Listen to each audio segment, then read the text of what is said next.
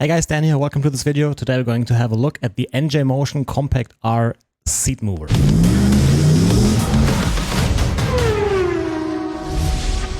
So yeah, as you can see, we are in the rig for this review. So the seat mover is not something that I'm going to put on the table and then talk about it and do fancy B-roll. I mean, it moves the seat. It's a large piece of metal basically where you mount the seat to, and it also mounts into the rig. And then it shakes the seat around. So we'll do it in the rig here. I thought that would be more appropriate. The seat mover is a 2 DOF system, so it has 2 axes of motion. You can do left, right, and front and rear in this case. And it retails for around 2,350 euros. And then you can get a few add-ons like brackets for mounting, or like this little box with the potentiometers where you can adjust the motion stuff on the fly. But it's also, these add-ons are not very expensive, and they're also not needed for operation, but I can definitely recommend them. So yeah, the seat mover basically mounts directly to any rig. I tried it with my P1X, I tried it with the TR160, that's what I'm using right now. I kind of preferred a little bit here in the TR160 because the track racer, in my opinion, is a little bit sturdier than the SimLab rig. But the difference is pretty negligible, to be honest. But yeah, this is our testing platform here. So when you install it, basically you remove your seat and then you put the seat mover in place here. It's mounted with the brackets onto the rig. You can either have it on the floor and then just fix it to the rig so it doesn't move, or you can mount it basically flying and mount it directly to the rig. That's what I have done, so I can still use like the rig, the rolls to roll it through the room and everything. NjMotion told me it's a little bit better if you have it sitting on the floor, but not really possible in my case, and it works perfectly fine while mounted to the rig. So on top of the seat mover, you can either directly mount your seat using these seat brackets, or you can use a slider. So I get the typical movement of the seat here, obviously. The seat mover itself has 10 degrees of inclination in both sides, that is left, right, and front, rear. And what's pretty cool is you get 3 potentiometers to adjust the settings of the motion on the fly. So this is either in the standard version, it's attached to the base, then I think it's in the rear of the motion, or in the front, I'm not exactly sure. What I have here is an external potentiometer box that I mounted to the side here. And you have 1 potentiometer for the amplitude of the motion, so how much you want the rig to move. And then 2 potentiometers, I think, for acceleration and for speed of the motion. And it's super handy to have this on the fly, not having to go into the software to adjust it. It's a really, really good thing. I can highly recommend to get this little add-on for the seat mover. It is made for people for up to 130 kilograms, according to the website. I'm around 80 kilograms, sometimes more, sometimes less. And for me, it's no problem. It's super reactive. It's very, very quick. I like it a lot, I have to say. And especially like the small movements, it has a very high resolution. You can feel every tiny detail using this seat mover here. So you don't have to use crazy amounts. You feel everything and you get more feeling what the car is actually doing. It's also very quiet. I mean, if you turn it up to the maximum, it can get audible. I would still say like shifters like this are louder than the seat mover on the highest position, especially if you have a sturdy rig, if you have everything mounted very rigidly, is that a word? Well, if you don't have any loose connections on the rig, then it's really not very loud. The loudest thing that I get when I turn this up is everything else on the rig that moves. Like the seat mover itself, it is audible, yeah, it's not very loud though, it's perfectly fine, but like for example the keyboard tray here, which is just mounted with one screw, or shifters, that stuff gets a little bit loud when everything is shaking. But yeah, the mover itself is quiet. If you turn it down a little bit, or like just use levels that are what I would use in daily usage here, then it's perfectly quiet. We're gonna use maximum motion later just to show you a little bit how much is possible, but this is not something I would ever use while actually driving. Because with motion, I personally think less is more. How can less be more? It's impossible. More is more. So you don't want to get shaken around crazily. Yeah, I mean, it looks cool when you have like a demo of a rig somewhere and people get thrown around, but it doesn't feel very realistic to me. I mean, if you sit in the car, the G-forces and everything, yeah, you get moved a little bit, but you're wearing seat belts and everything. To me, it feels more immersive and more realistic when the motion is actually not that crazy. Also, what I want to say is like, you can see it moves a little bit now when I'm not in the game, when I press on the brakes, but the brake is set to 125 kilograms.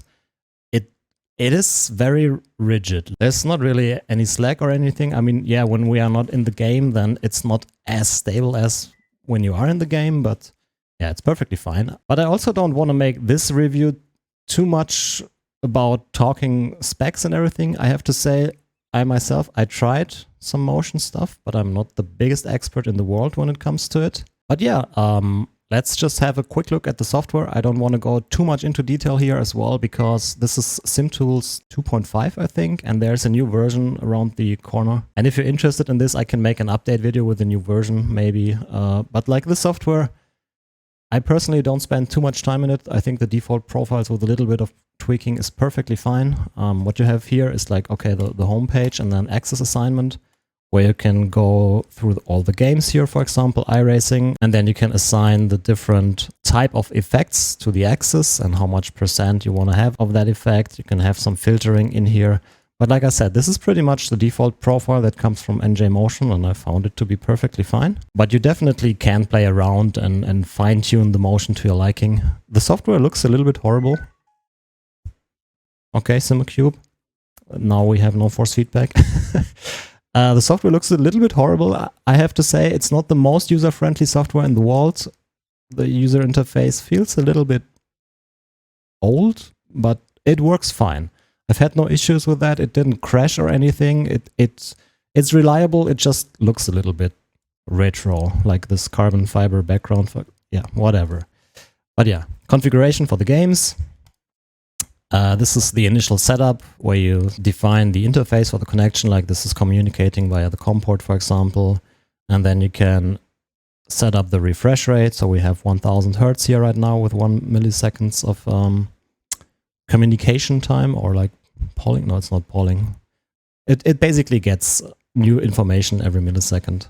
Then you have the output testing thing here. So for example, 2DOF, we have sway and surge. So surge is back and front, and then sway is right and left movement. Or not right and left, but like rotation. Like this and like this. And then here in the tools, I have never used this stuff here. Only thing important here is the tuning center, especially if you have like a new game, then you can select the game you're running. There are plugins for basically everything. Go to capture max min, drive a little bit, and then basically that teaches the software what inputs the game is giving, and then it calibrates it to those minimum and maximum values that it got while you were capturing the values. It's pretty much straightforward. And then there's also another part called the game manager. Same thing. You can select the game here. It automatically switches to the correct profile. If you, for example, start rally, then it will switch to this automatically, and then you can have different profiles where you can basically like enable effects, disable effects, whatever. I mean, we are just using 2 axes here, so there's not tons of adjustability, but you can still adjust slightly how much effects you want per game and then per profile, and you can make several profiles. You can see I just use one profile, it's perfectly fine. I don't really use the software a lot. All I do is use the potentiometers that you get on this little adjustment box, because this is just like super, super handy. Yeah. You can see here, for example, traction loss is being simulated for not for iRacing, for Richard Burns Rally, and then you can adjust the strength of the effect. 0 is default, and then you can like exaggerate it or like make it a little bit less noticeable. But yeah, SimTools looks bad, but works very well. Basically, it's a bit confusing when you first use it, but the manual for SimTools is great. The manual from the seat mover also is very good, so there's nothing to complain about here. A question that I got very often on stream while using this is, isn't it strange that only the seat moves? And I have to say no. I have tested other motion systems. I have an SFX 100 here, for example. When I first thought about the idea testing a seat mover, I always want to say seat slider, I don't know. Testing a seat mover, it also, like in my head, it was like, that must be strange, because the steering wheel is static, the pedals are static, and all that is moving is the seat. Doesn't that make any sense? Because like distance changes and everything. And I personally have to say, no, not at all. I actually think it feels more natural than when the whole rig moves. I've had the SFX 100 on the rig for, not for a long time. I prefer this. What we're going to do in the future is install both again on the rig. That definitely is even cooler than just having a seat mover. But yeah, I was surprised. It's not distracting at all that you are being moved while the rig is static. To me, it feels more natural. I don't know. It's in the end, you have to test it. It's hard to describe what is happening here, but if you think about what happens when you brake in the real car, I mean, yeah, okay, you have the seat belts and everything, so you don't move a lot, but in the end, your body gets pushed to the front slightly. So the distance to the pedals and the distance to the steering wheel gets slightly smaller. Maybe that's why it feels more natural to me. I don't know, but in the end, that's my opinion. I can highly recommend testing this stuff out for yourself, but don't be like, only the seat moves, that must be strange. In my opinion, it's actually feeling better. But anyways, I don't want to bore you too much with talking. We'll just hit the track. We'll do Richard Burns Rally first, and then we'll talk a little bit how it feels, and we'll drive a lot into trees because I'm new to rally. It's a lot of fun, but I'm really bad at it. Okay, so what we are going to do is Harwood Forest. I think this is actually one of the stock tracks on Richard Burns Rally. I recently, I saw Quirk streaming that, and I thought that looks cool. And I'm very new to rally, but this game feels awesome. And it's free. I can highly recommend checking it out. Harwood Forest in the i20 WRC. I'll turn it up all to the maximum so you can see what the maximum of motion that you can get is. I did not like the left-right rotation thingy. I limited that quite a bit for rally because I found it a bit too wild. So this is not very exaggerated in this case, but the forward and backward rotation, or however you call it, will be quite significant here. 5 left, 5 right, 3 left, 6. So you see what's going on here. This is way more motion than what I would use, but this is what you can get. And there's no noise gate or anything going on, so what you can hear from the microphone, I'll be quiet for a little bit, is how loud the motion actually is. Like for example, I'm gonna show you the pedal shifters when I shift really loud. Over crest, 30, 6 left. 5 right, tightens, 40. And compared to that, the motion on the highest setting is relatively quiet. 2 right, 70. Forward.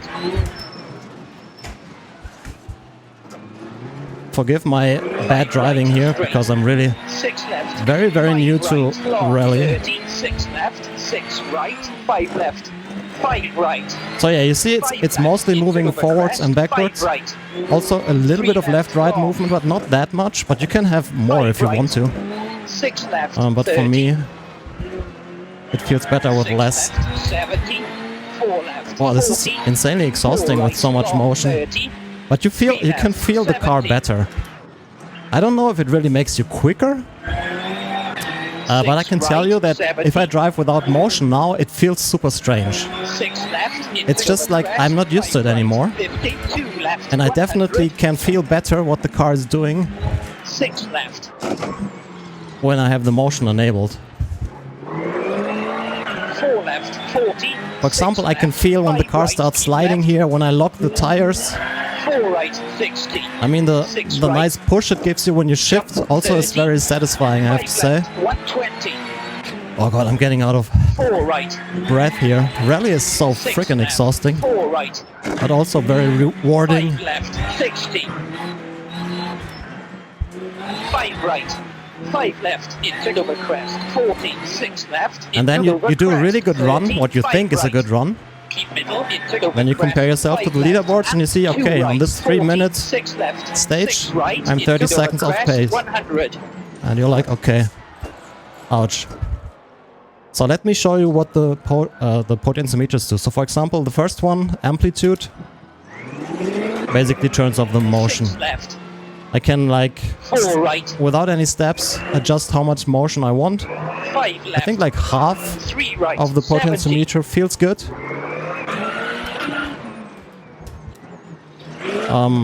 you still get a very good idea what the car is doing 60. without getting shaken around so crazily. 4 right into So I the can crest, definitely 30, recommend 6 not left, using 60. everything the seat mover gives you, but 5 left, personal preference, play around with the 5 settings. right, long, Oh, I'm so out of breath.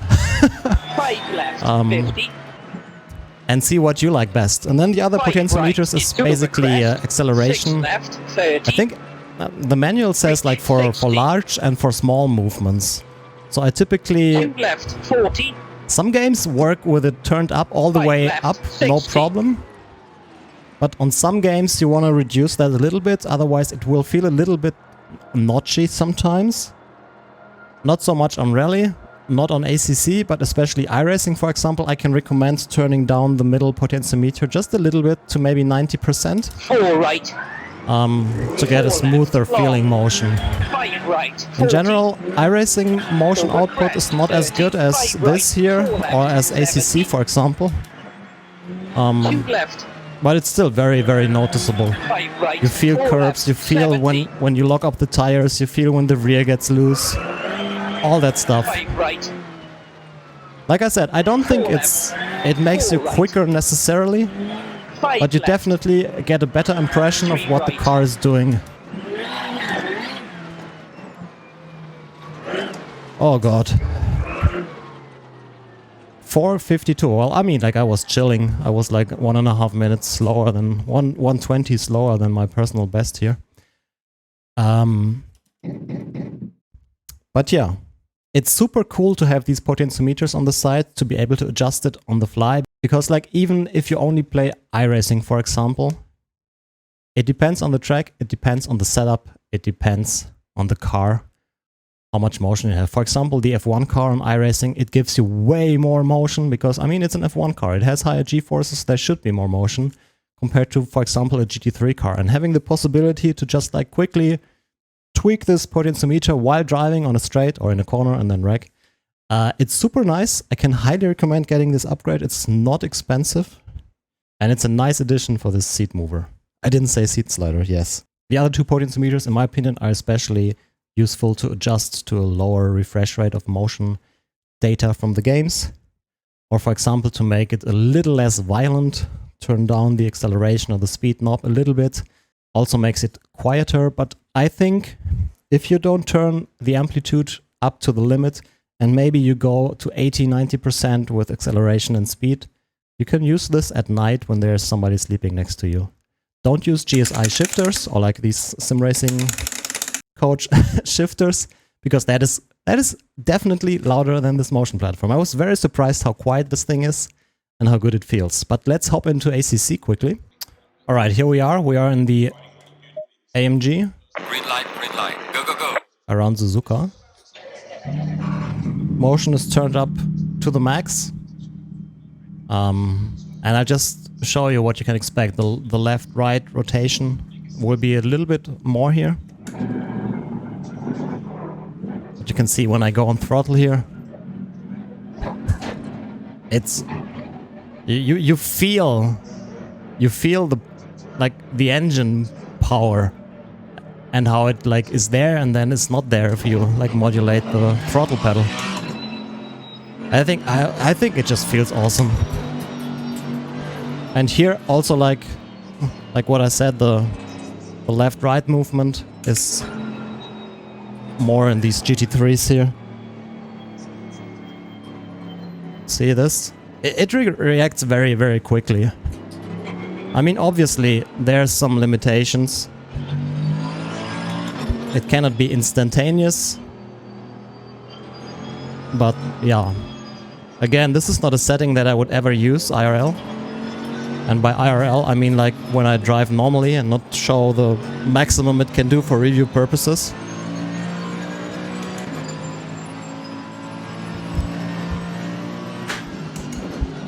Yeah, it's so awesome. I can feel when it hits ABS, I can feel all the curbs. Here, curbs. When I drive over the curbs and then I can feel this frequency of the little bumps on the curb. And especially on ACC, it's great. iRacing output is not as good as the one from ACC, but it's still a lot of fun.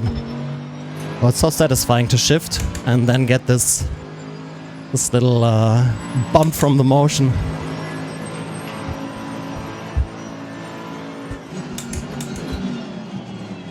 Yeah, I can feel the vibration of the ABS when I trigger it.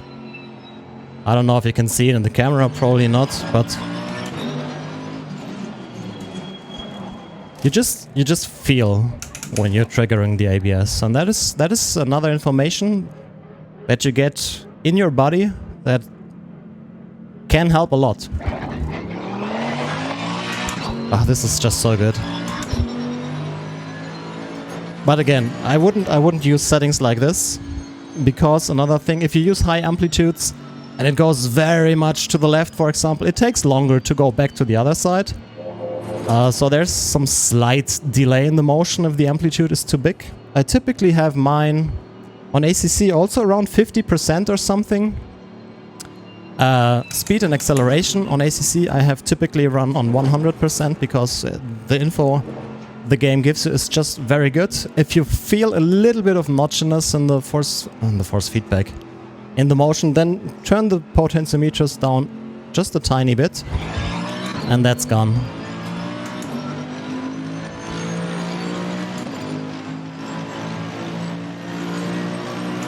Let's do a few corners with my settings here.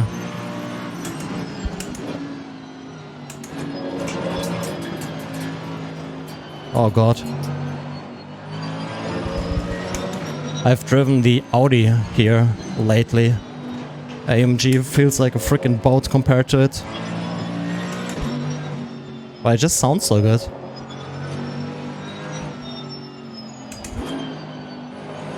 But yeah, in the end, it definitely helps with the immersion. It definitely brings you closer to the feeling of sitting in the car. I mean, of course, it's not like real life. But as a sim racer, looking for everything to get as close as possible, I can definitely recommend at least trying out motion.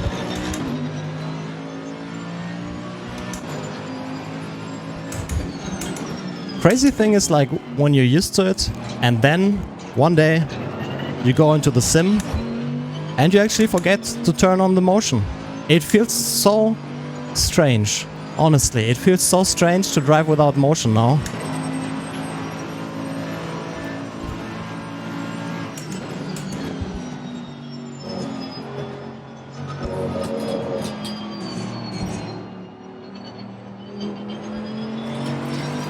Okay, another.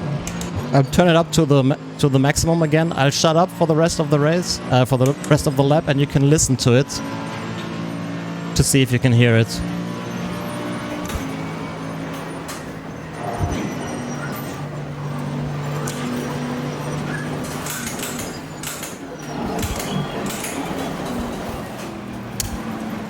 Don't comment on my driving.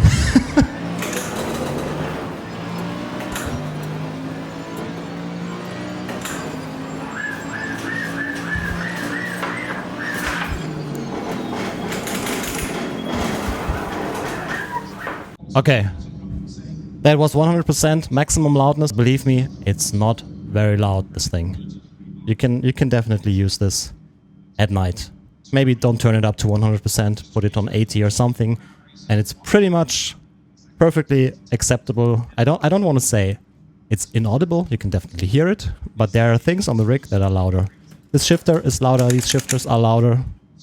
This thing is relatively quiet. But yeah, that's it from the impressions from the car. If you have any other questions about this seat slider, about this seat mover, post them in the comments down below, or check the website of NjMotion. There's a lot of info on there. The support is very nice, very helpful. If you have any questions, ask them directly. I'm sure they will help you out. But yeah, typically at the end of my reviews, I compare to the competition, but I don't have a lot of experience. I have an SFX 100 here. I tested the debug stuff on the Sim Racing Expo. And I have to say, like, at least with the SFX 100, if I only could choose one, I would buy a seat mover and not a motion system that shakes the whole rig, to be honest. It just feels more natural to me. And in the end, that's what it's all about, right? Don't think too much about how it's achieving the effects in the end. Sit on the rig, test it out, and just check what works the best for you, and then get that. So yeah, that's it pretty much for this video. I hope you liked it. If you did, maybe hit the like button, subscribe to the channel. If you did not, as always, let me know why, so I can improve for the next one.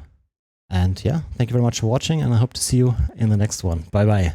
Oh, I'm still out of breath here. This rally driving is so exhausting.